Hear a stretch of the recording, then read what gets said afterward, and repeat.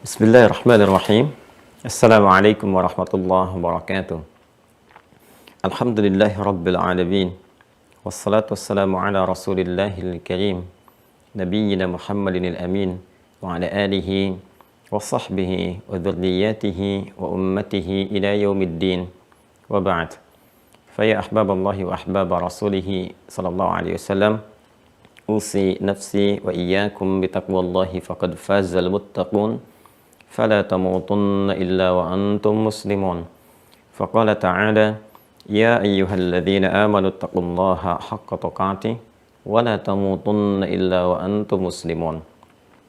Saudara-saudariku, berjumpa kembali di kesempatan subuh kali ini, Jumat 5 Rabiul Akhir tahun 1443 Hijrah, dengan bermohon pada Allah Subhanahu wa taala semoga Jumat subuh ini kita diliputi dengan keberkahan, dirahmati Allah Subhanahu wa taala, dilindungi, disehatkan dan dibimbing untuk menata jalur kehidupan kita sehingga dapat lebih baik dibandingkan hari-hari sebelumnya yang telah kita lalui. Semoga saudara-saudari kita yang berkehidupan sampai detik ini dan belum beriman mendapat bimbingan Allah Subhanahu wa taala untuk mampu bersyahadat sebelum wafat kembali kepada Allah.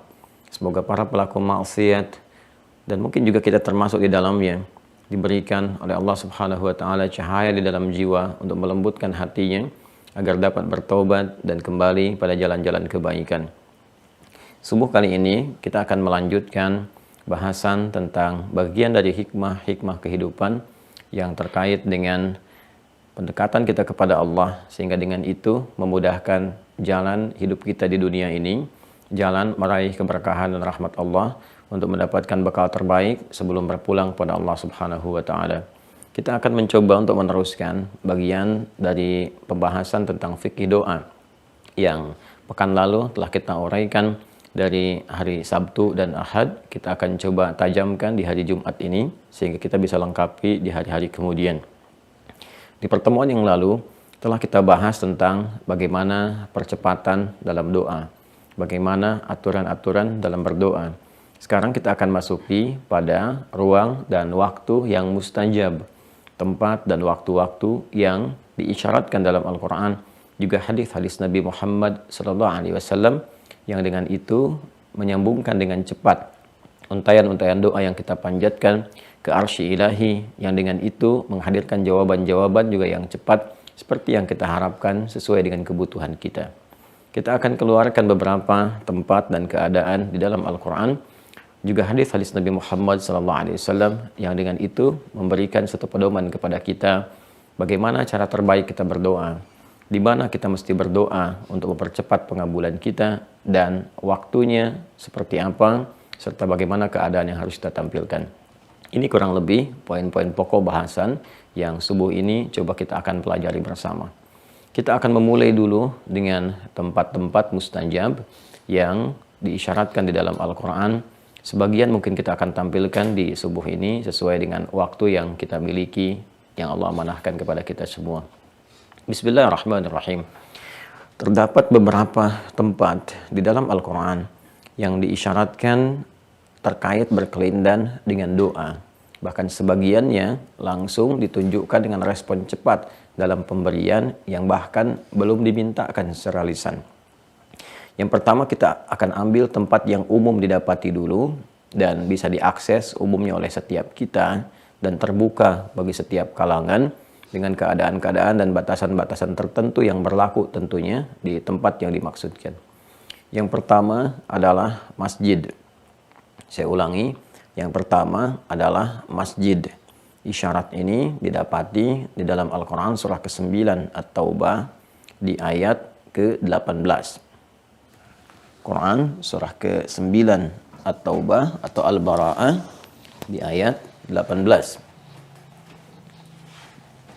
Ya, satu kita hadirkan dulu tempat ya. Bukan sekedar tempat tapi juga tempat yang mustajab. Mustajab ini terkait dengan doa ya, istilahnya terkait dengan doa. Istajaba yastajibu ya, yang cepat dijawab. Wa qala rabbukum ud'uni astajib lakum. Kan? Allah berfirman dan berdoalah kepada Rabbmu, gitu kan? Mintalah kepada Allah Subhanahu wa taala, maka kata Allah aku akan jawab. Keadaan untuk dijawab itu yang terjawab disebut dengan mustajab. Ya. Yang pertama, terdapat isyarat di Quran surah ke-9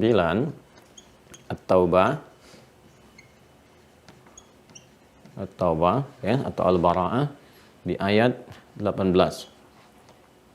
Di sini diisyaratkan masjid, ya. Allah berfirman, "Innama ya'muru masajidallahi man amana billahi wal yaumil akhir wa aqamas shalah." Ini highlight ya. Wa aqamas shalah wa ataz zakah wa lam yakhsha illa Allah fa asa ulaika ay yakunu minal muhtadin. Oke, ini jaminannya di akhir, isyaratnya di awal. Innama ini menggunakan adatul hasri, huruf pembatas ya, membatasi satu informasi atau hukum tertentu. Jadi kalau ada satu ayat menyampaikan satu informasi, baik perintah, larangan, ataupun berita kepada kita semua, diawali dengan kata innama, maka informasi yang akan disampaikan terbatas ya hukumnya pada berita yang diterangkan di ayat itu saja, diikat hukumnya di situ. Ya, prakteknya bagaimana? Misal, kalau kita bawa ke nuansa fikih misalnya kan, kita sering ditanya berapa golongan yang berhak menerima zakat itu. Ya, mustahik zakat. Kita katakan 8. Ya. Kemudian 8 itu di mana saja? Ada di Quran surah ke-9 At-Taubah ayat ke-60. Innamas shadaqatu lil fuqara wal masakin wal 'amilina 'alaiha wal mu'allafati qulubuhum wa fir riqab wal gharimin wa fi sabilillah wa ibnis sabil. 8 jumlahnya. Boleh enggak saya berikan itu di luar aspek yang 8 ini? Yatim kan enggak disebutkan di sini. Boleh enggak saya berikan? Nah, maka kita jawab, kalau yatimnya kualifikasinya sesuai dengan yang 8 ini, misalnya yatim yang fakir, yatim yang miskin, boleh. Tapi kalau tidak terkait dengan yang ini, yatim dia kaya, misalnya kan, yatim dia hartanya berlimpah, ya, maka tidak masuk dalam kategori ini. Hanya boleh disalurkan pada 8 kategori saja. Kenapa? Karena ayatnya diikat dengan innama. Pun demikian teman-teman sekalian, ayat tentang masjid ini ya, yang menunjukkan keistimewaannya, yang menunjukkan keutamaannya, yang menunjukkan satu hal yang luar biasa yang membedakan dengan tempat-tempat lain, itu diikat dengan kata innama. Seakan-akan semua ini hanya ada di masjid, ya kan? Kemuliaan-kemuliaan dimaksudkan terikat di masjid. Apa yang dimaksudkan di sini? Innama ya'muru masajidallah. Nah ini sungguh yang memakmurkan, yang mampu memakmurkan, ya kan? Masjid-masjid Allah itu, rumah-rumah Allah itu terbatas. Nah, jadi kemakmuran masjid itu diikat, hanya tertentu saja. Ini yang mampu memakmurkan masjid, ya. Yang memakmurkan masjid itu, teman-teman sekalian, itu bukan meramaikan ya, dalam tanda petik, terbatas meramaikan. Kalau cuma ramai di berbagai tempat juga bisa ramai. Di stadion ramai gitu kan, di pasar bisa ramai. Ya, ya'muru itu juga akarnya dari kata amara, ya, sesuatu yang melahirkan manfaat, ya. Ya, menghidupkan dengan manfaat, ya, di antara maknanya, sesuatu yang melahirkan manfaat. Jadi usia kita juga cara mengisinya disebut dengan umur, kaitan dengan ini juga untuk memberikan kesan manfaat. Jadi kalau ditanya, Anda umurnya berapa? Anda jawab misalnya 30 tahun, 40 tahun. Nah, ini memberi kesan juga selama 30-40 tahun itu, manfaat apa yang telah kita bisa hasilkan dalam berkehidupan. Ya, karena itu diminta semua bagian tubuh kita itu berperilaku yang bermanfaat. Lisan bicara yang bermanfaat. Kalau nggak bermanfaat, nggak usah dikatakan. Karena itu muncul larangan-larangan untuk membatasi lisan berbicara pada hal-hal yang tidak bermanfaat. Demikian pandangan kita, demikian pendengaran kita, demikian sampai langkah di ujung kaki kita. Untuk menjaga kehormatan usia yang Allah berikan kepada kita supaya punya nilai, ya, supaya punya nilai dan tidak mendapati kerugian dalam beraktivitas. Demikian makmur ya juga sesuatu yang menghasilkan keberkahan, kesuksesan, ya, kebaikan dan turunan-turunan hal-hal yang positif lainnya. Maka di sini kita temukan dilekatkan dengan masjid, ada pengurus masjid disebut Dewan Kemakmuran Masjid, ya kan? Nah, ini terambil dari akar ini juga. Dewan Kemakmuran Masjid artinya dewan, himpunan, kan, kelompok satu gabungan organisasi terdiri dari personal-personal tertentu dengan susunan-susunan tertentu yang memang meniatkan untuk menghadirkan program-program yang bermanfaat di masjid, ya kan? Program-program yang menghadirkan keberkahan di masjid. Ya, cari imam yang bagus, yang bermanfaat buat makmum, cari pengisi tausiah, penceramah, ustadz yang bagus, yang isinya bermanfaat untuk jamaah dan sebagainya, ya kan? Ini poinnya. Kemudian di sini ada hal yang menarik yang mampu memakmurkan masjid-masjid Allah itu, yang menghadirkan manfaat-manfaat, kebaikan-kebaikan dan konsisten melakukannya. Karena ada ya di sini ya, fi'il mudhari, menunjuk pada konsistensi, kontinuitas dan progresivitas. Present, continuous, future. Baik sekarang, berkelanjutan atau sampai kapanpun, ya kan? Man amana billahi wal yaumil akhir. Satu adalah orang yang orientasinya ya adalah karena iman kepada Allah, ya.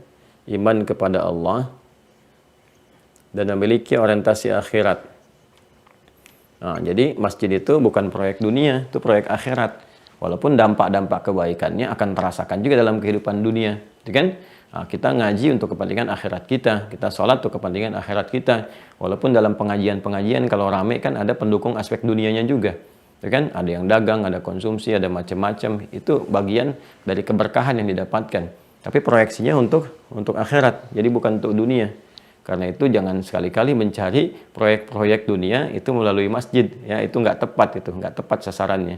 Tapi kalau disebutkan innama, ada kemungkinan juga itu terjadi. Segelintir orang yang mencari proyek-proyek dunia datangnya ke masjid.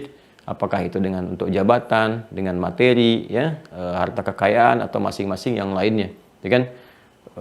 Ya tidak sedikit kan orang-orang cari dukungan kan dalam pemilu misalnya atau pilkada dan sebagainya, datangnya ke masjid. Itu tidak dibenarkan karena masjid nggak terkorelasi dengan urusan-urusan dunia yang tidak ada hubungannya dengan akhirat sama sekali, kan? Atau bahkan misalnya untuk pengumpulan dana pada proyek tertentu itu kan yang tidak ada hubungan dengan aspek akhirat, itu tidak tepat, ya, tidak tepat guna.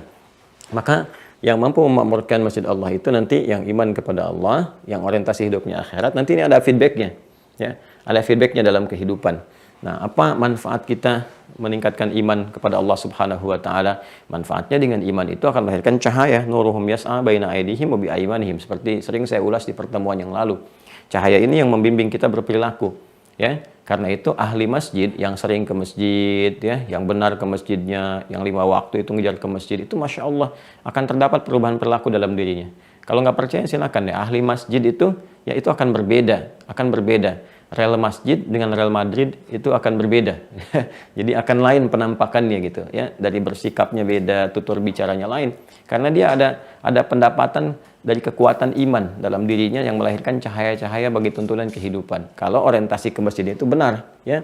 Karena iman kepada Allah juga untuk proyeksi akhiratnya. Itu pasti akan ada perubahan. Apapun status sosial yang melekat pada dirinya, mau pejabatkah, birokratkah, pokoknya kalau sudah ke masjid itu pasti baik. Makanya orang tua kita dulu, para ulama-ulama kami juga guru-guru kami mengajarkan, ya, kalau ada orang-orang yang perilakunya kurang baik itu di Timur Tengah itu selalu diminta ke masjid deh.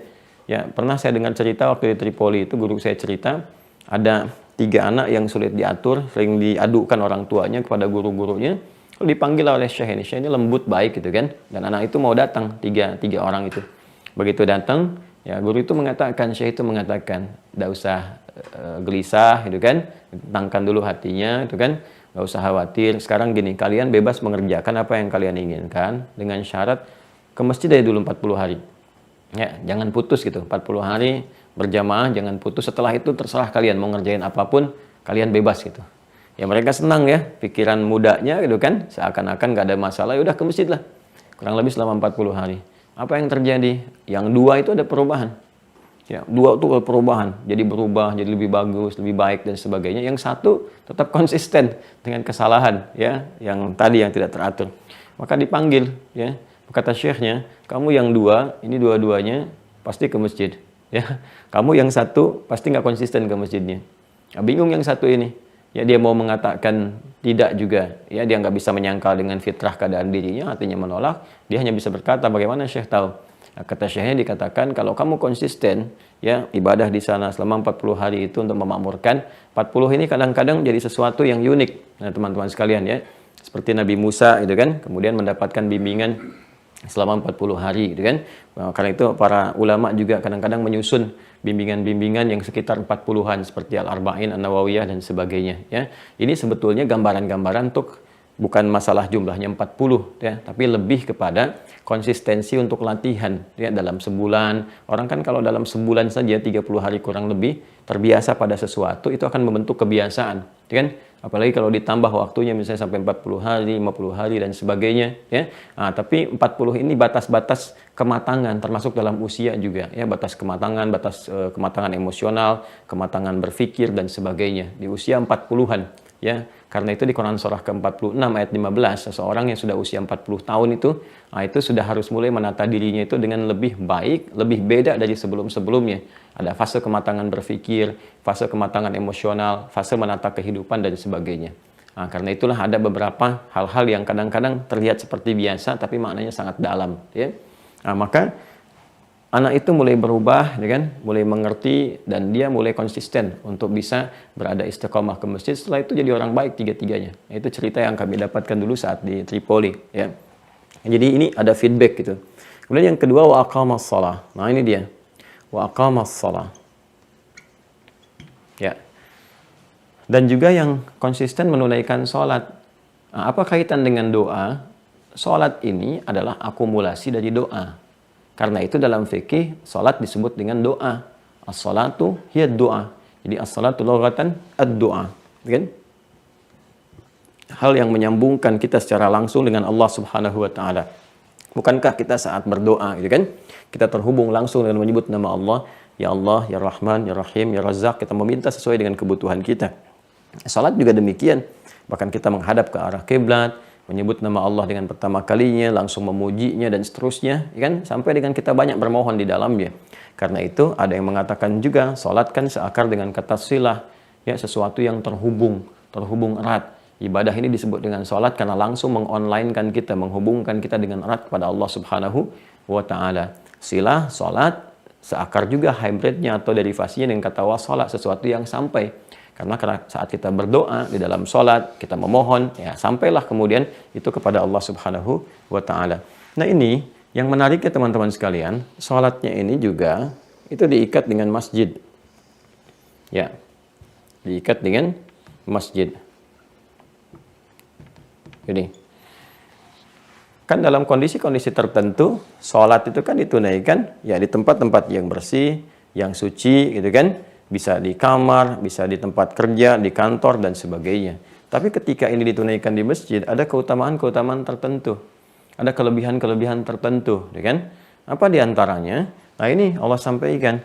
Ini orang-orang yang menunaikan sholat, berdoanya di masjid, dimohonkan langsung pada Allah Subhanahu wa ta'ala dalam kondisi demikian itu pertama disebut pemakmur. Ya, disebut pemakmur. Selain nanti feedbacknya kepada perilaku akan melahirkan perilaku yang baik, perilaku yang bermanfaat, ada juga hal-hal yang terkait korelasi langsung dengan kebutuhan hidupnya. Ya, apa yang dimaksudkan? Ini jawaban dari doa tadi.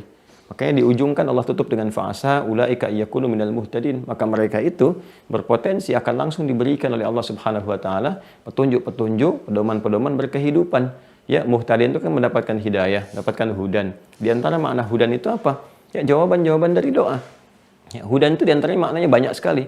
Pedoman hidup, sesuatu yang memudahkan, sesuatu yang membuat nyaman, sesuatu yang mendapatkan perlindungan, itu kan jawaban dari doa semua.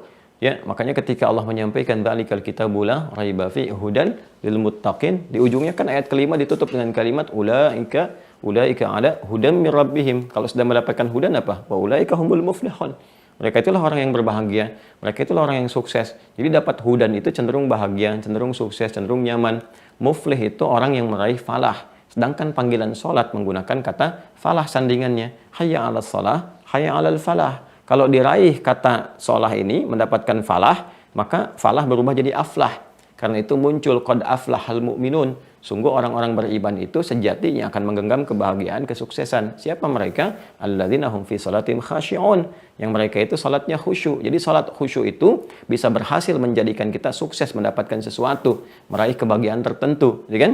Nah, orang yang mendapatkan aflah itu namanya muflih. Muflih kaitannya dengan huda. Ulaika ala hudam mir rabbihim wa ulaika humul muflihun. Dan itu bisa diraih lewat salat dan yang paling pokok tempatnya didapatkan di masjid. Ya, dan dalam sholat itulah kemudian muncul doa. Makanya orang-orang yang berdoa dalam sholat itu cepat sekali dikabulkan kalau sholatnya benar. Termasuk kisah Nabi Zakaria nanti alaihi salam yang meminta kepada Allah Subhanahu wa taala dianugerahi keturunan ketika semua manusia mengatakan secara medis dan klinis ini nggak mungkin punya keturunan karena istri beliau divonis monofos dan mandul. Apa yang terjadi? Beliau sholat. Sholat meminta, dan dalam sholat dia khusyuk ditunaikan, mohon kepada Allah, dan diberikan oleh Allah dengan cepat sekali jawabannya. Fanadatul malaikatu wa huwa qa'imun yusalli fil mihrab annallahu yubashshiruka bi Yahya. Ya, jawaban itu turun, disampaikan, akan punya anak, langsung namanya diberikan oleh Allah, yaitu Yahya, gitu kan? Dan dalam keadaan sholat beliau meminta, doanya dipanjatkan dalam sholat. Nah, ini sangat luar biasa, gitu kan? Nah, jadi Allah menjamin ini kalau kita benar datang ke masjid, niat ibadah, sholat benar, memohon itu dalam sholat itu, ya kan? Atau memohon kita berdoa pada Allah di dalam masjid ini, maka percepatan doa itu akan cepat sekali diberikan. Ya, karena itu dorongan-dorongan untuk menunaikan di masjid itu sangat tinggi sekali. Dari mulai kita melangkah ya ke masjid sudah ada pahala, ya kan? Datang ke masjidnya saja sudah mendapat pahala lagi. Ini Jumat nih, Masya Allah ya. Kita berwudu dengan sempurna, mandi berwudu dengan sempurna. Itu langkahnya saja sudah punya nilai. Ya, langkah pertamanya mengangkat derajat si Allah Subhanahu wa taala, langkah berikutnya menggugurkan dosa-dosa yang kecil-kecil yang kadang tidak disadari bahwa itu salah. Kemudian sampai di masjid mendapat pahala lagi 25 kali lipat, ya kan? Yang jarak satu keduanya 500 tahun, dua ketiga 500 tahun, demikian seterusnya, banyak sekali pahalanya. Itu belum memulai apapun, dan berpotensi ketika kita hadir di dalamnya, kita bermohon cepat sekali dikabulkan. Ya, masjid. Ya, dalam sholat nanti ada turunan lagi kapan dilakukannya. Kan masjid itu kan tempat sujud, tempat kita bersimpuh, tempat kita bermohon. Makanya dalam sujud kan Nabi memberikan isyarat untuk banyak berdoa. Ya, aktsirud doa, ya kan? Innama aqrabul abdi min rabbih wa huwa sajidun fa aktsirud doa. Sungguh keadaan terdekat antara seorang hamba dengan Rabbnya, disebutkannya kan Rabb. Rabb itu kan kalimat rububiyah yang memberikan semua perhatian, kemudian penampakan ayat-ayat lewat perawatan, pemberian kebutuhan dan sebagainya. Nah, itu kita hamba dengan Rabb kita, Allah Subhanahu wa taala, keadaan terdekat itu saat bersimpuh, saat sujud. Bukankah semua yang bersimpuh dalam kondisi apapun akan mendapatkan chemistry yang kuat, ya, yang kalau meminta pun cepat diberikan? Nah, kita memohon dengan bersimpuh. Dalam sholat kan kita sujud, dan dalam sujud perbanyak doa. Nanti ada teknisnya. Ada yang dilafadzkan berdasarkan petunjuk-petunjuk dari Nabi, bacaan-bacaan yang dibenarkan. Ada yang kita bisa mohonkan dalam hati kita, gitu kan? Untuk memohon, dan Allah Maha mengetahui kedalaman jiwa kita bahkan sebelum disampaikan. Karena itu tempatnya disebut masjid, tempat bersujud. Ya, dan sujud itu nama lain dari sholat, ruku itu nama lain dari sholat, sujud nama lain dari sholat. Tapi kenapa disebutkan tempatnya melekat dengan sujud, yaitu masjid sebagai gambaran tempat sholat, tapi yang diambil esensinya sujudnya. Karena di sujud itulah kita bersimpuh dengan memohon sepenuhnya, ya kan? Maka dari tempatnya saja sudah memberikan kesan bahwa ini tempat untuk bersimpuh kita mengadukan berbagai hal dalam kehidupan, untuk bermohon, untuk meminta dan sebagainya. Karena itu para ulama dulu itu, ya mereka banyak sekali yang menghabiskan waktunya di masjid untuk memohon taufik Allah, meminta kebaikan-kebaikan, minta petunjuk, minta perlindungan, ya, menyembuhkan segala hal. Untuk makna as-somad itu tempat bersimpuh, tempat bermohon, tempat segalanya. Para ulama banyak sekali. Imam Al-Bukhari itu menulis kitab Al-Bukhari, ya, Sahih Al-Bukhari, ya kan? Al-Jami' As-Sahih itu kan 16 tahun. Itu sebelum dituliskan itu kan beliau juga melakukan apa? Salat. Ya, setiap satu akan menuliskan salat dulu. Di mana? Di masjid. Kan memulai di Masjidil Haram, berakhir kemudian di Masjid Nabawi, dibagi dua oleh beliau. Dan beliau menjadikan itu sebagai hujjah, ya, bekal terbaik untuk bertemu dengan Rasulullah SAW. Kalimatnya kan sangat populer. Aku akan menjadikan ini sebagai hujjahku saat berjumpa dengan Rasulullah. Nah, ini pesan yang sangat kuat, inspirasi yang sangat dalam. Bekal apa yang kita siapkan untuk menghadap Allah, ya, dan Masya Allah kita berharap juga dengan bekal itu bisa berjumpa dengan Rasulullah. Bekalnya apa? Yang jadi kebanggaan kita di hadapan Allah dan Rasulnya. Saat dihisab kita katakan, ya Allah, aku telah menyiapkan ini untuk perjumpaan denganmu. Ketika berjumpa dengan Rasulullah, ya Allah, Rasulullah, saya sering mendawamkan ini untuk berjumpa dengan Anda, gitu kan, dan sebagainya. Masya Allah. Nah, apa yang kita siapkan di sini? Para ulama-ulama besar dulu seperti itu. Termasuk juga para begawan-begawan pengetahuan dan sebagainya. Avicenna, itu Ibnu Sina dalam sejarahnya. Itu kalau lupa tertentu, datangnya ke masjid, sholat 2 rakaat. Ya, kemudian ingat dan sebagainya. Itu banyak sekali, jadi manfaat-manfaat ini besar sekali teman-teman sekalian. Ya, banyak orang-orang hebat kita di masa lalu, termasuk pebisnis-pebisnis yang sukses, itu kan yang hartanya melimpah dan sebagainya. Itu sebelum berangkat ke masjid dulu. Dari mulai subuh, kemudian bertahan dengan syuruk, rencana-rencananya mereka kemudian serahkan kepada Allah dengan bertawakal, minta petunjuk kepada Allah. Pulang dari pekerjaan, mampir ke masjid dulu, ya, sholat 2 rakaat dulu, kemudian di situ, ya, tahiyatul masjidnya atau sesuai dengan keadaannya, apakah sholat sunnah wudhu, kemudian memasrahkan kepada Allah. Sehingga pulang ke rumah juga dalam keadaan yang tenang, yang nyaman, yang baik. Itu bisa ditiru. Anda pulang dari kantor nggak langsung ke rumah. Saya kan ke masjid dulu, ya, berwudu, sholat, tuh kan, pasrahkan kepada Allah, pulang ke rumah. Jadi aura yang dibawa aura masjid. Aura masjid kan aura ketenangan, aura kenyamanan. Anda masuk aja udah beda suasananya, lain.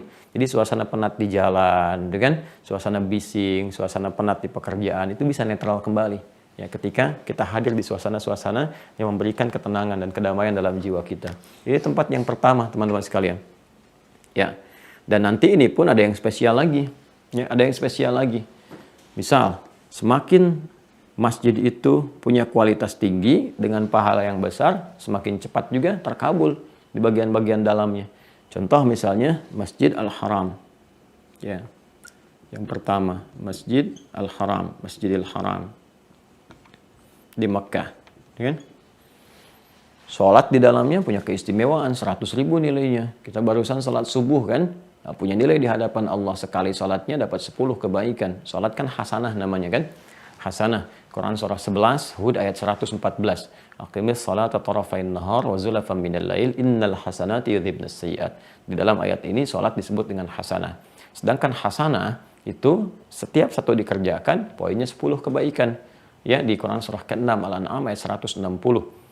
Allah Subhanahu wa taala berfirman, "Man jaa'a bil hasanati falahu asyru amsalihha." Siapa yang mengerjakan satu perbuatan hasanah, kebaikan, dia mendapatkan 10 kali lipat ya dari apa yang dia kerjakan.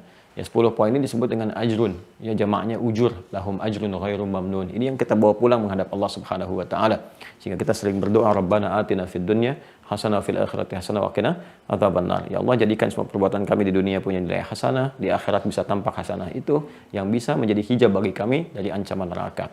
Nah, ini bayangkan kita sholat tadi kan dapat ya insyaallah ya dengan kadar keikhlasan minimalnya 10 kebaikan.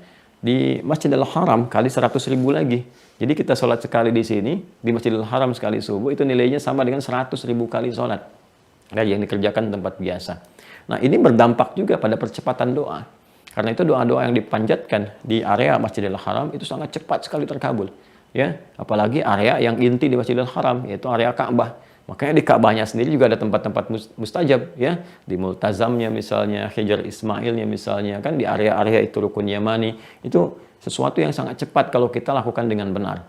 Maka, kalaupun kita nggak dapatkan tempat yang sesuai di situ, saya kan Masjidil Haramnya, tarik ke tempat berikutnya. Apa misalnya Masjid Nabawi, kan? Masjidnya Nabi. Masjid Nabawi, Masjidnya Nabi SAW di Al-Madinah Al-Munawwarah. Jadi punya keistimewaan juga, Masya Allah. Berkali-kali lipat kita kalau ibadah di situ dapat 10.000 kebaikan gitu kan. Kita kerjakan, nilainya tinggi sekali, doa juga cepat. Di situ ada raudhah, gitu kan. Raudhah yang sangat luar biasa di antara makam Nabi, rumah Nabi dengan mimbar, itu sesuatu yang sangat cepat dikabulkan. Bahkan di batas-batas tertentu dalam Masjid Nabi SAW itu sangat luar biasa. Percepatan doa dan sudah banyak yang melakukan dan sudah banyak yang bisa mendapatkan manfaat-manfaat kebaikan itu. Kemudian kalau kita tarik lagi teman-teman sekalian, ada Masjid Al-Aqsa di Palestina. Ya. Masjid Al-Aqsa. Al-Aqsa. Ya. Di Palestina ya, bukan yang di BSD. Ini yang dapat 1000 kebaikan ya, dapat 1000 kebaikan Masjid Al-Aqsa, dan itu luar biasa ya. Bukan hanya situs-situs para nabi, bagaimana Nabi Ibrahim kemudian di awal dakwah menata nabi-nabi yang lain hadir sekitar tempat yang berkah. Bahkan keberkahannya juga diisyaratkan dalam Al-Qur'an, surah 17 ayat pertama itu kan, subhanalladzi asra bi 'abdihi lailan minal masjidil haram ilal masjidil aqsa alladzi barakna haulah. Diberkahi sekelilingannya. Karena itulah doa-doa yang dipanjatkan di dalamnya itu mustajab, cepat sekali ya. Mustajab. Jadi ini sesuatu yang kemudian kita jaga, masyair, tempat-tempat yang mengagungkan risalah, yang menggetarkan jiwa. Ya, masyair itu kan bukan sebagai simbol, tanda, tapi juga bisa menggetarkan jiwa. Makanya ketika kita datang ke Masjidil Haram kan getaran jiwanya beda. Ya, dari jauh aja udah kerasa kan. Dari jauh tuh kerasa tuh. Ya, dan saya juga sering mengalami ya kalau kita datang ke sana tuh dari jauh udah merasakan sejak di bandara, sejak di pesawat kan. Bahkan yang menarik pun orang-orang yang merasakan banyak kesalahan, termasuk kita pun merasa banyak salah gitu kan. Tapi ada orang-orang tertentu yang bicara, ngobrol dengan kita itu getarannya tinggi gitu. Tiba-tiba datang bersimpuh, nangis, macam-macam, bisa berubah, bisa tiba-tiba 180 derajat berubah perilaku dan sebagainya. Itu luar biasa, getaran yang tinggi. Makanya disebut dengan masyair. Masyair di Quran surah kedua ya di Al-Baqarah itu kan dari ayat 198 disebut dengan Masy'aril Haram, tempat-tempat yang bisa menghadirkan getaran kepada jiwa ya. Masyair itu banyak nanti sekitaran haram itu. Nanti ada Muzdalifah, ada di Arafah dan sebagainya. Dan puncaknya ini kan terkait di Masjid Al-Haram karena ada Ka'bah di dalamnya. Ya, demikian juga Masjid Nabawi. Masya Allah, kecintaan kita kepada Rasulullah SAW memberikan getaran tertentu, kehusyuan kita dalam sholat dan sebagainya itu terasa sekali, ya. terasa. Bahkan kalau kita dengar kisah kan Bung Karno sendiri, ya bagaimana pada saat itu dengan kebesarannya, pengaruhnya, ya di dunia internasional dan sebagainya, ketika mendekat ke Masjid Nabawi, apa yang terjadi? Kan beliau melepaskan lencananya, turun dari kendaraannya, berjalan dengan sangat tawadu, gitu kan? Datang bermohon, berdoa dan sebagainya. Jadi bisa kebesaran yang sangat luar biasa itu, ya aura yang sangat luar biasa, kedahsyatan yang sangat tinggi bisa menggugurkan semua pangkat-pangkat keduniaan yang bahkan paling diagungkan, dihormati dalam keadaan-keadaannya. Siapa pemimpin dunia yang tidak tawadhu masuk ke Masjidil Haram, masuk ke Masjid Nabawi dan sebagainya. Demikian Masjid Al-Aqsa. Ya, karena ini masy'arillah gitu kan. Hal yang bisa menggetarkan jiwa, mendekatkan kita kepada Allah Subhanahu wa taala, ya kan? Rumah Allah yang di situ kiblat. Bagaimana kita kemudian bisa bermohon kepada Allah Subhanahu wa taala, ya. Kita bisa menghadap dalam kebaikan, ya kan? Ini kiblat pertama bagi umat Islam. Kemudian masuk kepada kiblat yang lebih utama lagi di awal manusia itu beribadah menghadapnya ke sana. Jadi kiblat pertama yang Allah kemudian jadikan untuk manusia itu kan Ka'bah. Ya di Quran surah ketiga Ali Imran ayat 95 sampai 96 itu kan ya ketika Allah kemudian menyampaikan inna awwala baitin wudi'a lin-nasi lalladzi bi Bakkah mubarakah. Sungguh rumah pertama yang dibangunkan ya untuk manusia supaya dia bisa menjadikan kiblat itu untuk beribadah kepada Allah yaitu Ka'bah. Ya. Nanti dalam periode-periode tertentu kemudian diberikan penghormatan kepada Masjid Al-Aqsa ya untuk menunjukkan keagungan kebaikannya kita menjadi kiblat sementara bagi umat Islam dan pada akhirnya dikembalikan kepada kiblat yang utama yaitu Ka'bah di area Masjid Al-Haram dan semuanya punya keistimewaan, punya kebaikan. Karena itulah kita umat Islam sangat menjaga bukan sekedar situs ini ya, tapi masyair, hal yang bisa menggetarkan jiwa. Bagian-bagian dari nilai-nilai keislaman yang sangat tinggi. Kita jaga baik Masjid Al-Haram, Masjid Nabawi pun demikian Masjid Al-Aqsa. Jadi segala hal-hal yang bisa mengurangi kemuliaannya ya kan yang menghadirkan hal-hal yang buruk gitu kan kepada tempat-tempat mulia ini kita jaga ya. Nah, jadi teman-teman sekalian, ini diantara hal yang oleh Nabi sallallahu alaihi wasallam itu ditekankan bahkan kalau kita mau rihlah gitu kan, mau kemudian ya taruhlah kita katakan sekedar jalan-jalan pun kan itu rihlah ya.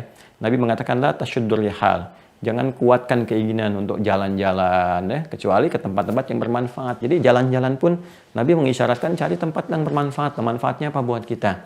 Ada kesan yang bisa digali nggak ke pengetahuan, terutama untuk meningkatkan iman. Cari tempat-tempat yang bisa meningkatkan iman. Jangan sampai cari tempat yang bisa menggugurkan iman. Jalan-jalan ke tempat yang maksiat, pemandangannya bisa meruntuhkan hafalan Quran kita atau menghilangkan misalnya nilai-nilai kebaikan yang selama ini telah kita tata, kan? Cari tempat yang bermanfaat, menambah ilmu, menambah wawasan, menguatkan iman. Dan kata Nabi di antara tempat-tempat itu ya ini yang paling utama. Udah nambah ilmu tentang sejarah kehidupan kita, sejarah spiritual yang berlangsung, ya bagaimana kehidupan di masa lalu ditata dan sebagainya yang melahirkan peradaban, iman juga kita semakin kuat.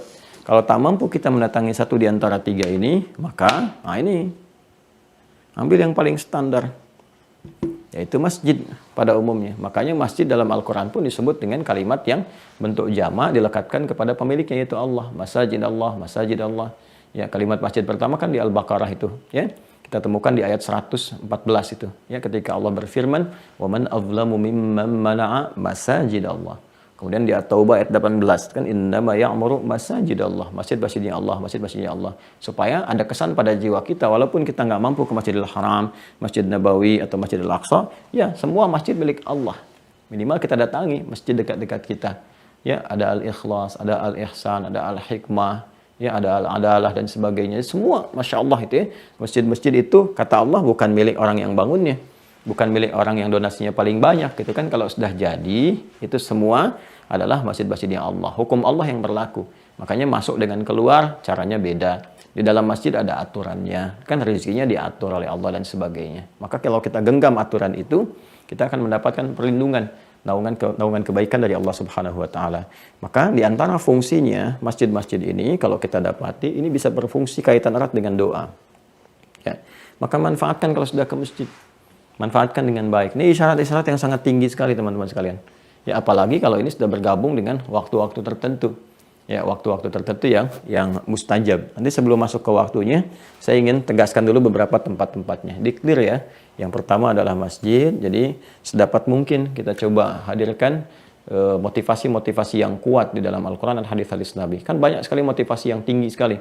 Ya, kalau ke masjid kita mendapatkan ini, gitu kan. Kalau kita diminta kuat untuk berjamaah, gitu kan. Apalagi tetangga masjid. Di antara hikmahnya apa? Balik ke kita lagi.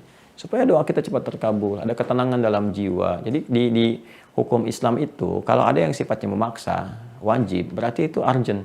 Sangat urgen untuk kita dapatkan. Kan? Itu penting bagi kita karena itu dipaksa untuk mendapatinya supaya kita dapat kemuliaan itu. Baliknya ke kita lagi, itu saking sayangnya Allah. Kalau Allah nggak sayang, nggak akan dipaksa.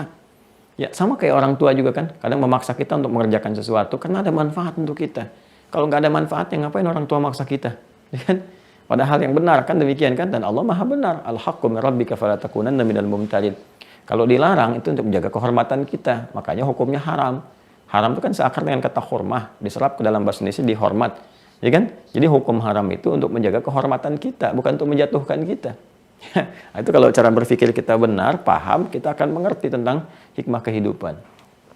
Nah, kemudian teman-teman sekalian, ini kita dapatkan masjid. Lalu selanjutnya ada mihrab. Mihrab.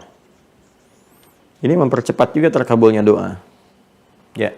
Ini isyaratnya ada di Quran, surah ketiga Ali Imran, ayat 35 sampai 37. Ya, pada kisahnya Sayyidah Maryam alaihissalam, ya, dan pamannya Nabi Zakaria.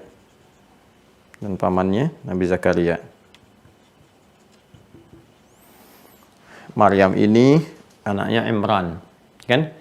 Imran bin Matan. Imran bin Matan nanti naik ke atas, nyambungnya ke Nabi Harun, ya keturunannya. Imran bin Matan. Imran punya istri namanya Hannah, ya kan? Hannah punya saudari perempuan namanya Elizabeth atau Elizabeth, orang Latin Eropa menyebutnya Elizabeth alias sobat. Nah, Elizabeth ini punya suami namanya Zakaria. Jadi ini pamannya nih, ya Maryam ini ke Zakaria ini sepupu nih pamannya, ya kan? Keponakan ya. Jadi ini Zakaria, ini pamannya Maryam, gitu kan. Kemudian yang paling menarik teman-teman sekalian, Hannah ketika mengandung Maryam itu Imran sudah meninggal. Ya, dan Imran itu orang soleh, ya termasuk imam besar lah yang hadir di zamannya pada masa itu, dan meninggal dunia. Lalu Hannah ini ketika mengandung juga bermohon kepada Allah supaya anaknya itu nanti bisa menjadi pengabdi yang baik, ya, saleh gitu kan, kemudian dekat dengan Allah, dan memang disiapkan, dinazarkan supaya ini anak satu ini menjadi anak yang soleh untuk mengabdi dalam urusan agama saja. Nah, itu visi dalam kehidupan. Ya, kita kan harus bisa petakan nih, anak pertama misalnya jadi ahli tafsir, kedua ahli hadis dan sebagainya. Jadi kompleksitas kehidupan yang dihadapi, ada solusi di keluarga, itu yang melahirkan sakinah, ketenangan, ada solusi.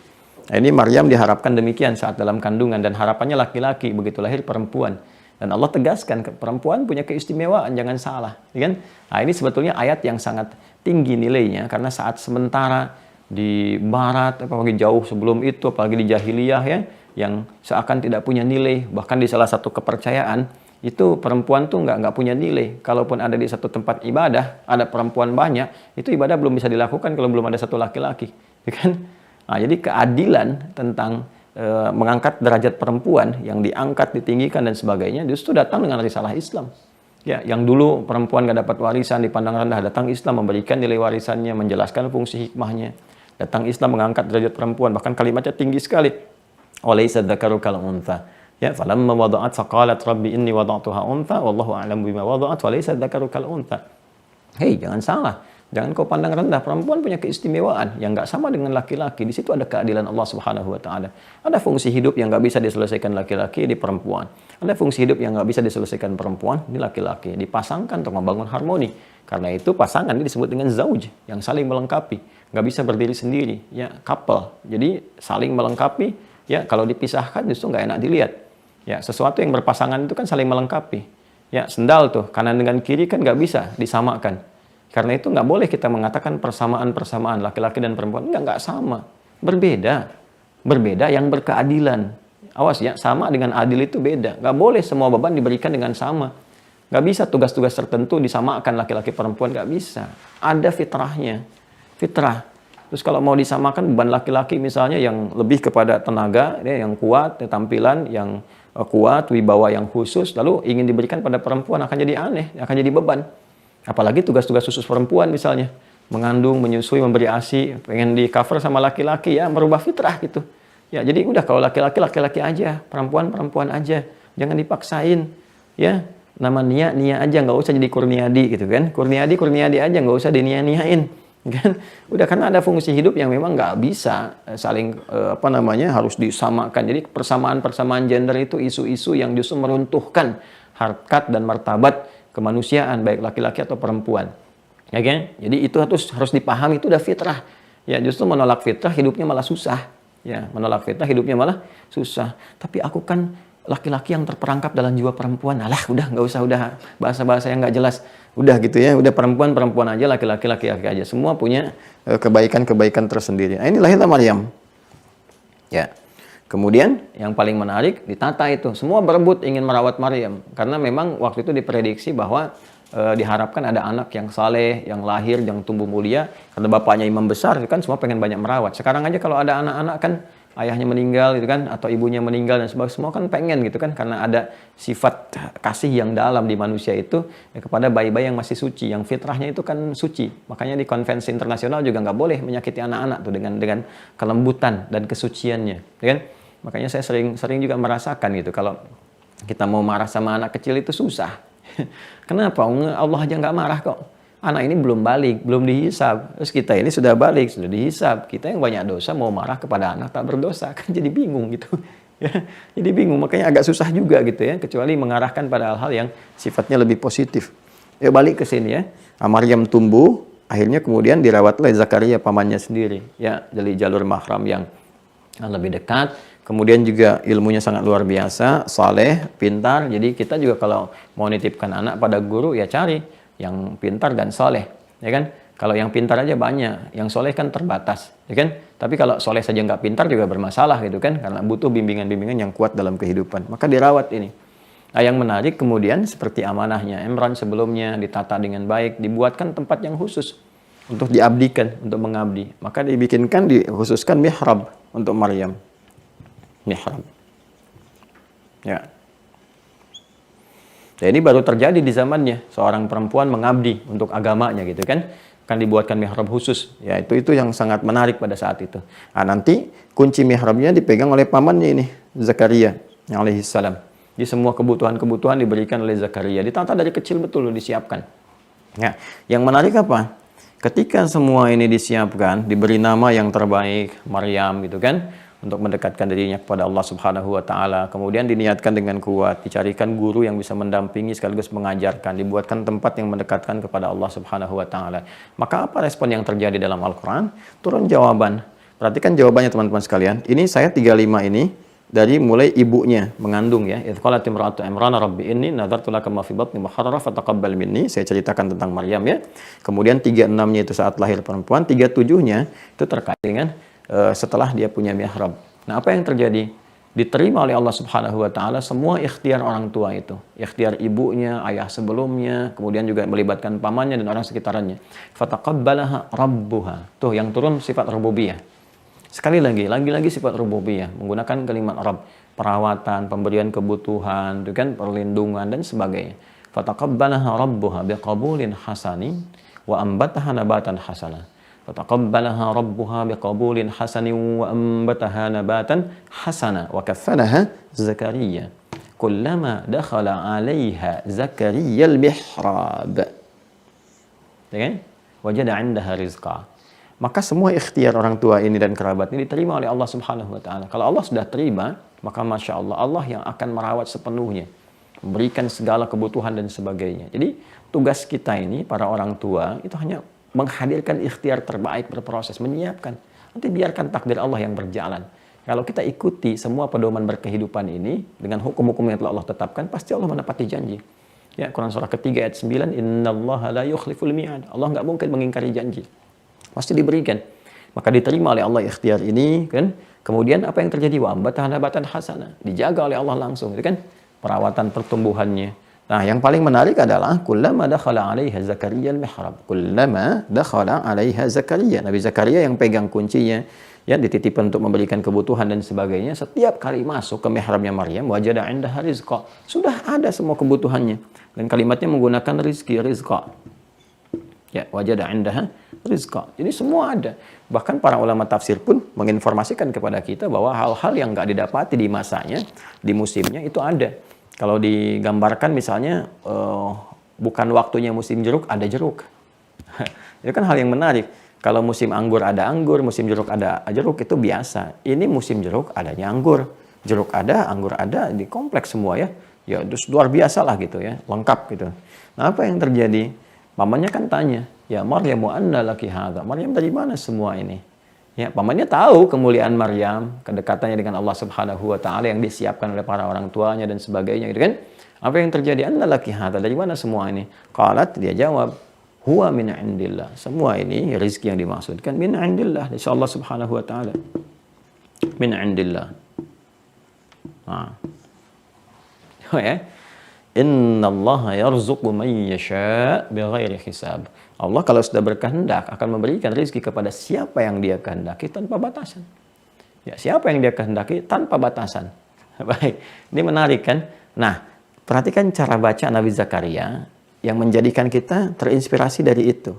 Jadi kalau ada di Al-Quran atau di hadis-hadis Nabi Muhammad SAW, kalimat-kalimat begini, yang dikehendaki oleh Allah. Siapa yang dikehendaki oleh Allah? Seperti di Al-Bukhari, nomor hadis 71. Ya, di Kitabul Ilmi. Kitabul Ilmi itu berarti posisi yang kedua, topik ketiga. Setelah Kitab Bad'ul Wahyi, Kitabul Iman, Kitabul Ilmi. Kitab yang ketiga, Kitabul Ilmi, kemudian bab yang ke-13 di Kitabul Ilmi. Ya, hadis nomor 71, riwayat Muawiyah radhiyallahu taala anha.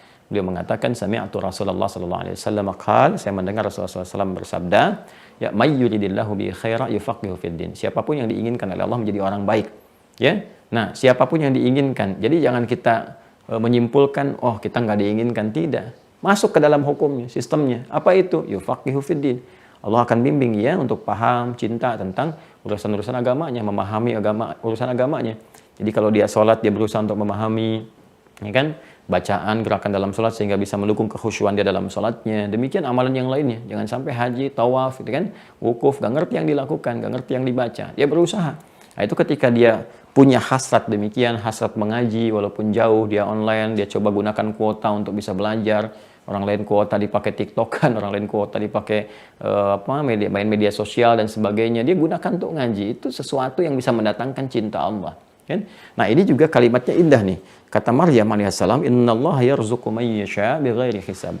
Allah akan memberikan rezeki tanpa batas kepada siapa yang dikehendaki. Kita jangan menyimpulkan cuma Maryam saja, bukan. Kalimat ini justru membawa kesan kepada kita untuk masuk dalam lingkup yang dikehendaki Allah itu. Nah, Nabi Zakaria membaca ini. Karena itu beliau menyimpulkan, wah gitu kan, saya pun harus bisa masuk dalam hal yang dikehendaki itu. Ya, maka apa yang terjadi? Beliau membaca tentang rezeki ini. Rezeki itu kan pemberian yang sifatnya luas, bukan hanya berupa materi saja, tidak. Ya, keturunan itu rezeki, ketenangan itu rezeki. Jangan dibatasi rezeki pada uang, makanan, pakaian, tidak. Ketenangan rezeki, kan, keturunan rezeki. Maka apa yang terjadi? Beliau pun kemudian bermohon di mana? Di mihrabnya Maryam itu. Minta kepada Allah. Mintanya di sini di mihrab ini. Ya, dari mana taunya? Lanjut ke ayat 38 sampai 39-nya. Hunalika da'a Zakaria rabbah. Di sana di mihrab itulah kemudian Nabi Zakaria langsung bermohon kepada Allah. Qala rabbi habli min ladunka dzurriyyatan thayyibah. Kan? Maka beliau bermohon, ya Allah, ya disebut namanya Al-Wahhab, dan Rabbi habli, ya Allah yang Maha Pemberi tanpa batas, yang tidak punya batasan dalam pemberian. Mereka mengatakan, aku nggak mungkin punya keturunan, aku terbatas, maka aku mohon kepadamu yang tidak punya batas dalam pemberian. Anugerahkan kepadaku keturunan dari sisimu saja, kau pasti mendengar doaku. Ya, kalau yang pada Maha mendengar, pada Maha Pemberi tanpa batas belum terkabul juga, mohon berikan aku jalan, ya Allah. Dengan cara apa lagi aku mesti memohon? Apa yang terjadi? Ketika dimintakan itu, teman-teman sekalian, dan itu dimintakannya lewat apa? Lewat sholat nih, kesini lagi. Ya, dan sholat itu kan mengandung makna apa? Doa. Selalu nyambung. Ya, selalu nyambung. Maka apa yang terjadi? Fanadathul malaika ayat 39-nya. Fanadathul malaikatu wa huwa qa'imun yusalli fil mihrab. Ini. Annallaha yubashshiruka bi Yahya. Ya, maka tiba malaikat menyerukan, menyampaikan, kan, membawa pesan dari Allah secara langsung, disampaikan bahwa Allah mengabulkan doamu, kau akan punya anak, langsung namanya dari Allah Yahya. Ya, yang berkehidupan. Saat orang memvonis istrimu tidak mungkin mengandung, melahirkan bayi yang hidup, kata Allah nggak ada yang mustahil, lahir dan hiduplah, namanya Yahya. Ya, nah ini teman-teman sekalian, di mana? Di mihrab. Nah, karena itulah kemudian tempat imam di masjid itu disebut mihrab, karena diharapkan imam dapat berdoa mewakili makmumnya dan cepat terkabulkan oleh Allah Subhanahu wa taala. Ya, karena itu imam tuh unik, kadang-kadang pengen baca ayat ini di tengah-tengah setelah waladhdallin amin bisa pindah ke bacaan tertentu. Atau yang dibacakan mewakili kebutuhan makmum secara umum. Karena itu pilih imam yang baik. Bukan yang di rumah tangga, di masjid juga penting gitu kan. Pilih imam yang bukan hanya bagus bacaannya, mengerti fikih salat. Makanya imam itu ketika akan ngimami kan balik dulu ke belakang, ngamatin dulu.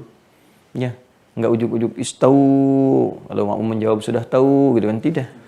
Ya, istau, istaqimu, lihat dulu makmumnya siapa. Mungkin ada anak kecil, orang mampir, orang dewasa, orang baru selesai kerja dan sebagainya. Setelah itu dia petakan, dia baca ayat sesuai dengan kebutuhan makmum. Dari panjang atau pendek kemudian ayatnya sampai makna ayat yang mewakili makmum secara umumnya. Itu fikih salat namanya. Ya, makanya nggak sembarangan pilih imam. Dan imam bukan jabatan dunia. Makanya kan saya bahas dari awal, ini akhirat nih. Jangan pejabat dunia pengen jadi pejabat akhirat di masjid gitu kan.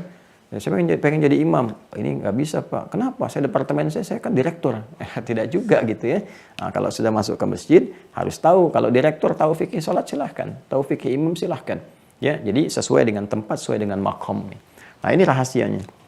Nah karena itulah kemudian di rumah juga kita bisa bikin mihrab, tempat khusus untuk kepentingan ibadah saja. Jadi nggak boleh bercampur. Syaratnya nggak boleh bercampur. Ya kalau ada ruangan ya nggak harus besar. Musola, saya ada khusus mihrabnya. Kalau nggak ada ruangan pun, ini kan mihrab tadinya ada pembatas yang membatasi.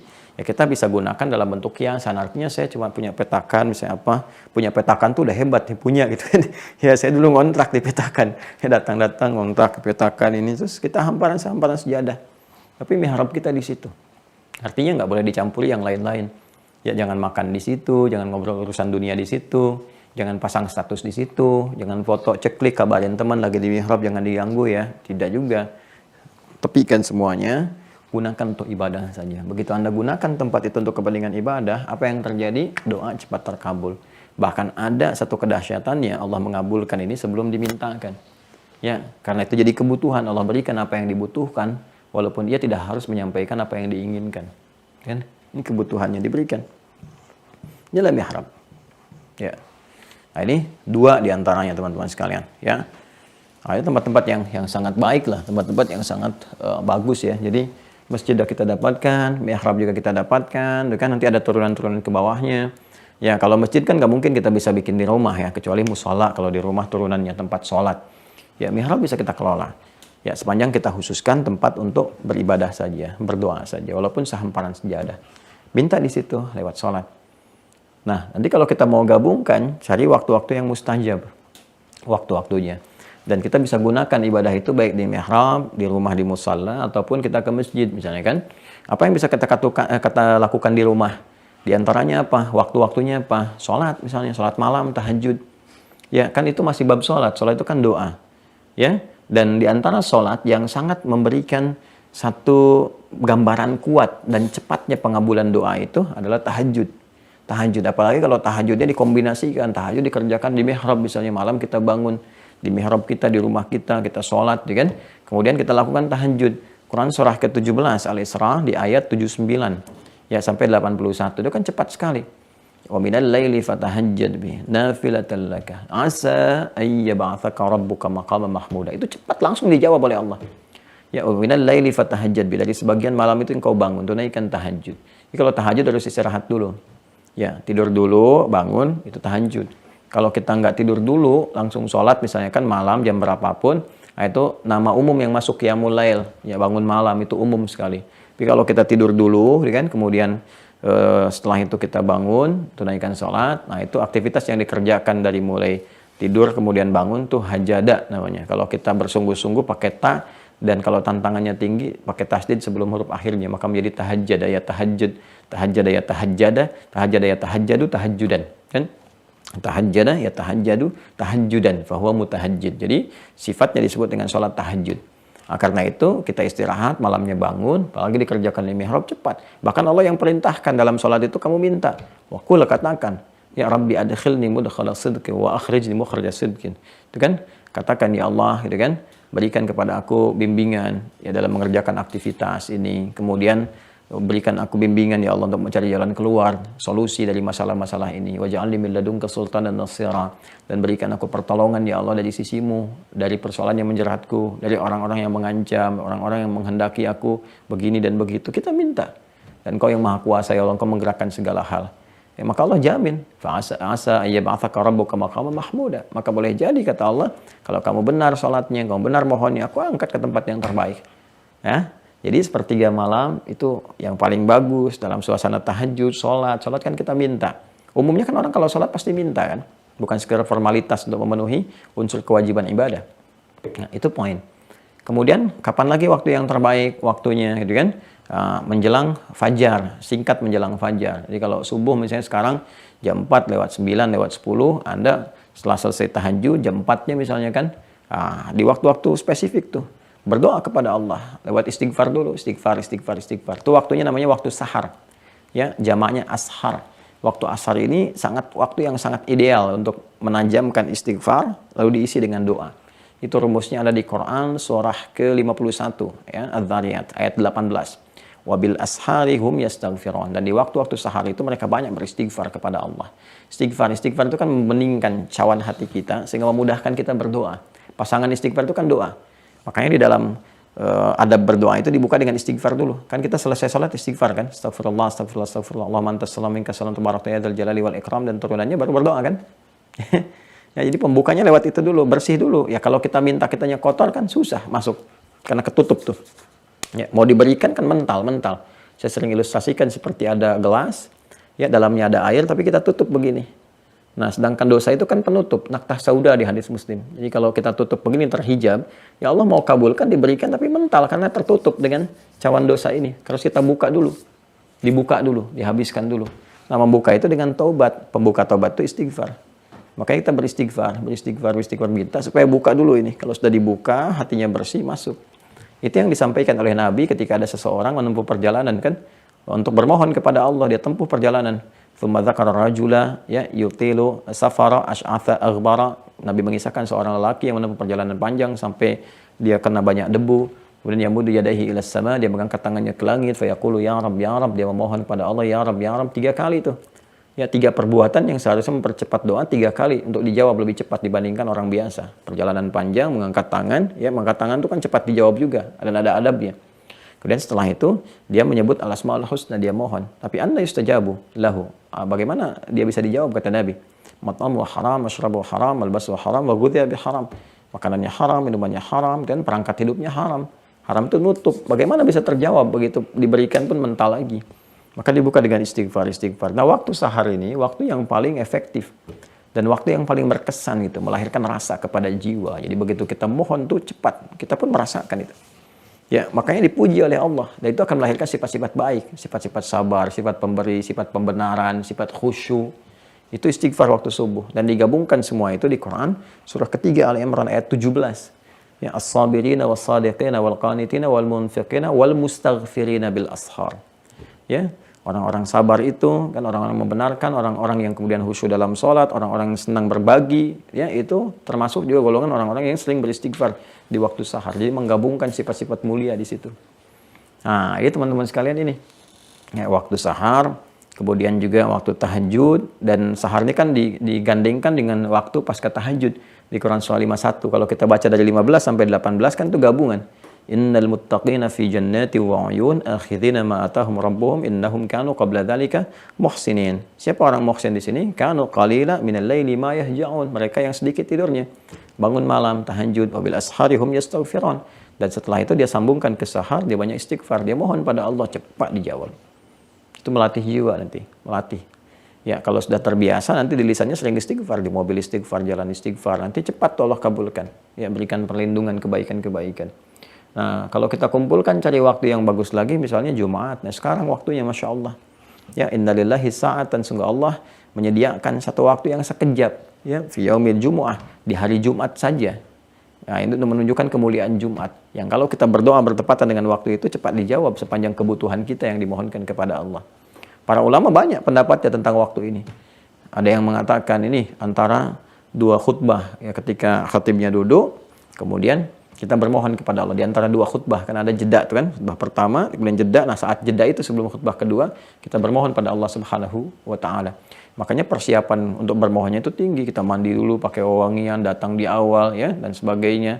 Terus jangan lupa istri pun nitip kan, minta doakan ini, doakan itu, kita bawa, kita mohonkan. Nah, itu kan indah gitu pengantar-pengantarnya. Makanya kuat. Ada yang mengatakan nanti sore setiap ba'da asar yang menjelang ke maghrib. Ya, kemudian di situ bermohon, minta sama Allah Subhanahu wa taala. Ada yang nggak mau ketinggalan, udah pokoknya sudah masuk Jumat, udah mulai. Kan udah ganti hari maghrib, terus membentang malam dan siangnya, itu mustajab. Cari aja semua untuk bermohon pada Allah Subhanahu wa taala. Itu saking seriusnya, sungguh-sungguh mencari keutamaan waktu itu. Ya kan? Nah, ini baru sebagian yang bisa kita tampilkan karena waktu kita terbatas juga di subuh menjelang pagi kali ini. Jadi yang ingin kita tegaskan bahwa kita butuh untuk bermohon. Ya kan? Kita dihadapkan pada tantangan-tantangan kehidupan. Ya, tantangan inilah yang melahirkan pahala. Jadi kita nggak bisa lepas dari tantangan kehidupan yang kita sering sebut dengan masalah. Sebetulnya bukan masalah. Itu ujian untuk meningkatkan kualitas hidup kita. Karena fitrah manusia itu diuji. Diuji, karena ujian itu gerbang untuk mendapatkan peningkatan kualitas sekaligus pahala. Kalau nggak ada ujian, nggak ada pahala. Nggak ada ujian, nggak ada sabar. Nggak ada ujian, nggak ada kualitas. Makanya anak-anak SD diuji supaya bisa naik ke SMP. Anak SMP diuji supaya bisa naik ke SMA. Kalau nggak ada ujian, nggak bisa keukur meningkat nggak kualitas pengetahuannya, ya kan? Dan setiap naik tingkat itu kan disesuaikan kadarnya, pengajarannya, bahkan gurunya pun berubah kan? Untuk penyesuaian itu wajar. Kenapa dalam urusan dunia logika kita begitu tajam, tapi dibawa kepada urusan akhirat kita malah mengadu. Kenapa yang kau uji aku ya Allah? Kenapa bukan orang lain saja? Gimana sih kamu Joni? Itu kan, ya kan? Kan ujian itu selaras dengan kadar kemampuan. La yukallifullahu nafsan illa usaha. Terus Allah bikin hukum. Inna ma'al usri yusra. Sesulit apapun pasti ada solusi. Nah, cuma barangkali sebagian dari kita tidak mempelajari dulu. Karena nggak belajar itu nggak tahu cara menyelesaikannya. Makanya kita butuh belajar, butuh ta'lim, butuh mengaji kembali, butuh kebeningan hati untuk membaca, dan butuh mencari referensi yang benar, yang mengarahkan kita pada kebenaran dalam pembelajaran untuk berketuhanan, beragama dengan baik, dan membangun peradaban di tempat yang kita pijak. Saya kira untuk sementara yang kita sampaikan. Mudah-mudahan kita dipertemukan di kesempatan yang lain untuk membahas dengan lebih dalam lagi. Dan mudah-mudahan bahasan itu bisa meningkatkan keimanan kita, ketakwaan, dan pengetahuan yang mendekatkan kita dengan Allah Subhanahu wa taala. Demikian disampaikan. Sekali lagi bagi teman-teman yang belum masuk mungkin ke Mira, Ma'had Islam Rafiatul Akhyar, kita buka, ini kan pesantren terbuka, cuma sifatnya juga formal supaya teman-teman serius ya. Jadi kita sediakan fasilitas di Zoom, itu ada Senin sampai Kamis ya untuk yang formalnya. Jadi Senin sampai Rabu itu materi umumnya, Kamis itu ada pengayaan, tanya jawab, kemudian menyelesaikan soal-soal untuk memberikan pemahaman yang kuat. Nanti Jumat dengan sampai Ahad itu umum untuk hikmah atau yang umum-umum pembahasan yang terkait dengan aspek-aspek pembelajaran kita. Bagi teman-teman yang sering bertanya, termasuk dari luar negeri, boleh. Anda daftar saja, masuk ke UAH Cornell. Di situ ada paket-paket pembelajaran yang dibutuhkan oleh Anda juga. Silahkan Anda dapati, otomatis Anda dapat password dari situ. Passwordnya Anda aktifkan, akunnya diaktifkan, nanti masuk ke web. Dan Anda dapat pembelajaran gratis. Nggak ada bayar-bayar tertentu untuk belajar, nggak ada. Zoom pun kami fasilitasi. Sepanjang masih kami punya kekuatan yang Allah titipkan, kita akan hadirkan untuk saling melengkapi. Saya bukan orang yang orientasi mencari materi, tidak. Tapi bagaimana kita bertanggung jawab untuk menyampaikan supaya Allah juga memberikan ridho kepada kita semua. Ya. Adapun kalau buku Anda berinfak, buku itu untuk Anda juga supaya bisa dicetak kembali, untuk juga digunakan hal yang bermanfaat, gitu kan? Dari situ, dan itu juga nilainya tidak banyak gitu kan, ya, hal yang Anda butuhkan. Kalau belajar kita bebaskan, semuanya kita berjalan, dan kita berharap Allah memberikan ridho. Kecuali kalau ada proyek-proyek yang bermanfaat, bernilai jariah, saya pun akan sampaikan, dan kita bisa sama-sama bersinergi untuk memanfaatkan itu. Nanti kalau pesantren sudah jadi, sekarang baru SD ya, untuk memenuhi yang level SD itu, alhamdulillah sudah sekitar 60-70%. dan kita coba siapkan. Nanti kalau sudah masuk yang itu ke SMP, itu kita lagi siapin, yang tanah sudah ada, sudah kita desain juga di sisi arsitekturnya. Nanti kalau sudah jadi di lahan yang SMP itu, nanti saya juga akan siapkan santri mira di beberapa waktu bisa belajar di sana, diundang merasakan suasana pesantren gitu kan. Bisa ada pendidikan sebulan saat libur atau summer gitu kan, yang dari luar negeri bisa mampir ke situ. Jadi kurikulum yang kita bahas dalam online bisa diterapkan di offline secara terbatas dengan keadaan yang kita bisa sesuaikan juga. Demikian, terima kasih teman-teman sekalian atas segala perhatian. Saya mohon maaf kalau ada kekurangan atau bahkan kesalahan, itu mutlak dari saya pribadi. Dikoreksi aja ya, kalau ada yang salah penyebutan ayat atau hadis tertentu, koreksi, tinggalkan pendapat saya, ambil yang benarnya dan jauhi pertentangan, perselisihan sehingga hanya mengurangi kehormatan kita di hadapan Allah. Kalau ada benar itu dari Allah dan Rasulnya sebagai petunjuk, silahkan diamalkan dan mudah-mudahan mendapatkan perhatian dan juga kasih sayang dari Allah Subhanahu wa taala yang menjadi jalan kita juga untuk bertemu dengan Allah dan Rasulnya sallallahu alaihi wasallam. Allahumma taqabbal minna innaka antas samiul alim wa tub alaina innaka antat tawwabur rahim. Nahmaduka ya rabbi arhamar rahimin kama 'allamtana an nahmadak wa nashkuruka syukran kama 'allamtana an nashkuruk antal muqaddim antal muakhir bi yadikal khair innaka ala kulli syai'in qadir. Nusalli wa nusallimu ala habibikal mustafa rasulikal amin sayyidina Muhammadin wa ala alihi wa sahbihi ajma'in. Rabbana barik lana ya Allah fi hadzal yawm wa fi umurina wa fi amrina. Allahumma ya Allah taqabbal minna jami' a'malina as-salihah. Rabbana atina fid dunya hasanah wa fil akhirati hasanah wa qina adzaban nar. Wa sallallahu ala sayyidina Muhammad wa ala alihi wa sahbihi ajma'in wa akhiru da'wana subhanakallahumma wa bihamdika nashhadu an la ilaha illa anta nastaghfiruka wa natubu ilaik. Walhamdulillahi rabbil alamin. Assalamualaikum warahmatullahi wabarakatuh.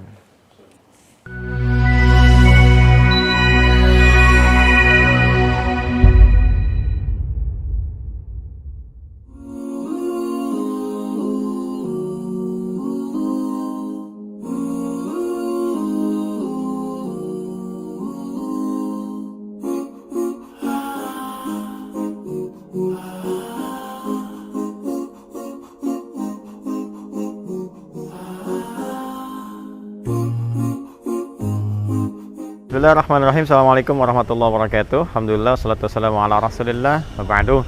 Saudara-saudariku, seperti sering disampaikan bahwa kita sedang menyiapkan satu konsepsi pendidikan yang berkelanjutan dengan dasar-dasar nilai keislaman terambil dari kurikulum Al-Quran dan hadis-hadis Nabi Sallallahu Alaihi Wasallam yang tengah berhasil mencetak peradaban, kemajuan para begawan pengetahuan.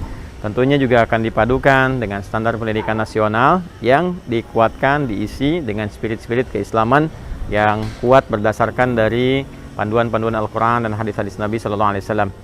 Ini pendidikan berjenjang dari PAUD, kemudian ke TK, SD, kemudian Thanawiyah Aliyah atau I'dadiyah Thanawiyah. Kalau di kita SMP disebutnya Thanawiyah, di Arab I'dadiyah. Jadi SMP, SMA gitu ya. Atau MTS dengan MA. Lalu ke atasnya nanti kita bekerja sama baik dengan di barat ataupun di timur ya, universitas Islam di negeri-negeri Arab ya, kemudian juga ada yang di Eropa yang telah kita kerjasamakan untuk menguatkan nilai-nilai keislaman dan pengetahuan-pengetahuan yang dibutuhkan dalam konteks kehidupan global pada saat ini.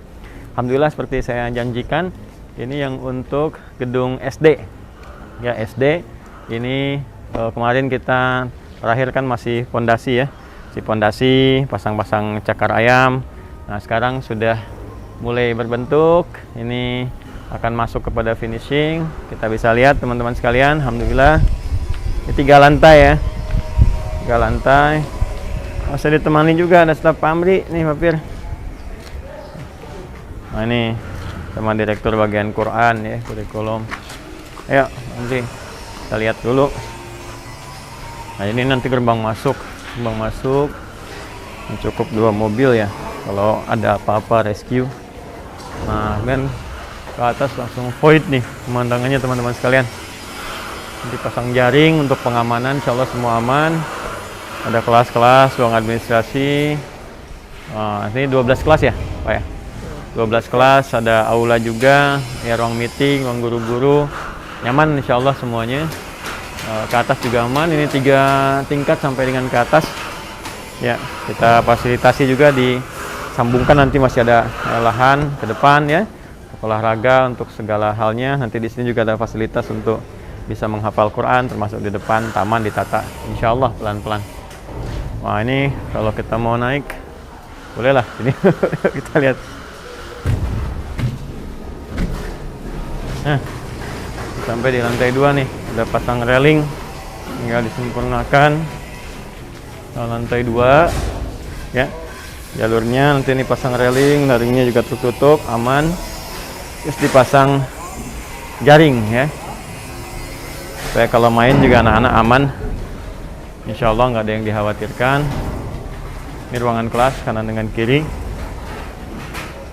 Di sini insya Allah SD tingkat kelas 1 sampai kelas 6.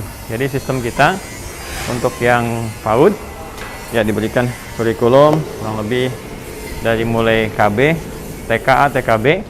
Nanti targetnya 5 juz untuk Qurannya. Ini ada pengetahuan dasar ya, semacam doa-doa ya, kemudian hadis dan segalanya yang terkait dengan aspek kebutuhan sesuai dengan usia. Lalu nanti kelas 1 sampai kelas 6 ini ada dasar-dasar pembekalan. Target Qurannya 30 juz, di wisudanya insya Allah di Mekah, di Madinah. Lalu setelah itu nanti baru pindah ke pesantren untuk mukim. Nah, di sini masih belajar, sedikit-sedikit belajar mabit. Nanti mukim sepenuhnya di pesantren. Nah, di mana letak pesantrennya kita rahasiakan dulu karena kemarin baru kita buka sedikit, tuh kan. Nah, tiba-tiba menyebar, harga tanah menjadi naik, prosesnya menjadi rumit dan sebagainya, sehingga terpaksa kita relokasi ya ke tempat yang lebih kondusif. Insya Allah sudah dalam proses, sebentar lagi kita nanti umumkan. Nah, ini teman-teman sekalian, jadi ini lantai 2. Wah, lantai 3-nya nanti bisa melihat lebih luas lagi nih. Yuk kita naik lantai 3. Nah, ini di bagian puncak, bagian atas rooftopnya insya Allah juga akan dikondisikan nanti untuk praktikum. Di antaranya untuk pengamatan benda-benda langit ya, nanti kita akan coba fasilitasi dengan teropong, ya bisa teropong bintang, benda-benda antariksa yang kira-kira bisa kita amati ya di malam hari. Kemudian belajar bagaimana cara pengamatan hilal, walaupun ini bukan sport untuk mengamati hilal, tapi kita akan ajarkan bagaimana cara pengamatan perubahan-perubahan bentuk bulan. Ya dari sini nanti kita akan lihat kalau setiap waktu berubah seperti apa. Ini fasilitasnya di atas ini. Railing, yang ini kanopi, di railingin semua, ada akses khusus, jadi insya Allah aman untuk anak-anak juga, pembimbing dan sebagainya. Ini kelihatan Bekasi nih.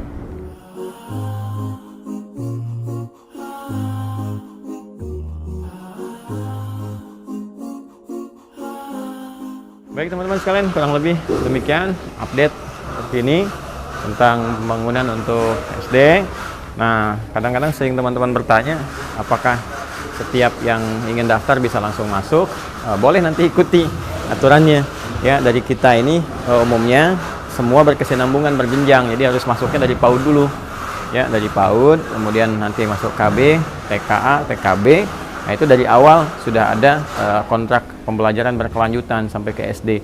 Jadi menerimanya secara berjenjang dari situ. Nah, kalaupun nanti ingin masuk di tengah-tengah, ada 2 hal ketergantungan.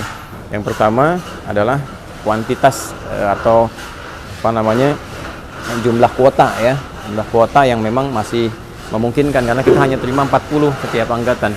Jadi 40 karena ini spesifik mau kita cetak betul jadi ulama dari dasarnya. Jadi kita hanya terima 40 berjenjang dari TK terus sampai dengan ke atas. Nah, nanti kalau misalnya dari TK ke SD-nya hanya ada 38 berarti kuota 2. Kalau ada 30 berarti kuota 10. Nah, kemudian syarat yang kedua harus juga sudah bisa menguasai dasar-dasar yang selevel dengan TK di kita ya, di Akhyar International Islamic School namanya, disingkat dengan AIS, Akhyar International Islamic School. Jadi ini kelasnya insya Allah internasional teman-teman sekalian ya. Nanti levelnya harus kalau mau masuk ke sini SD, nah nanti dia harus punya bekal 5 juz dulu dan bekal-bekal yang selevel dengan yang kita siapkan karena pendidikan kita berjenjang. Bekal TK ini disiapkan untuk ke SD terus akan terbawa. Nah, karena itu biasanya kalau mau masuk ke kita itu ada adaptasi sekitar 6 bulan. Ya, nanti daftar, kalau waiting list diterima, kuota ada, nanti 6 bulan ikut pembekalan dulu. Ya, ada gabungan dengan suara-suara ini ya. Khawatir suaranya kurang jelas, ya kita cukupkan dulu. Terima kasih sekali lagi. Kita akan update kembali untuk yang pesantren dan mudah-mudahan kita sering bersinergi dan insya Allah kita akan wakafkan untuk semuanya itu untuk kepentingan umat Islam ke depan. Ya, Makasih banyak. Assalamualaikum warahmatullahi wabarakatuh.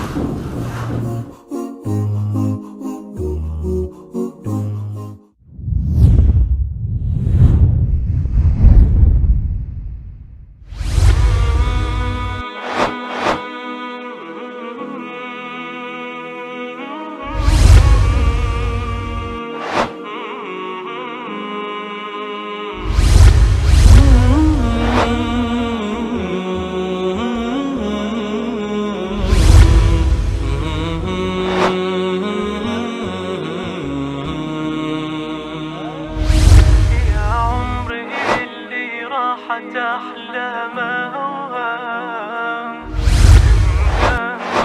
ضمت يمينك يميني لو الدين ثبت عادي على انسان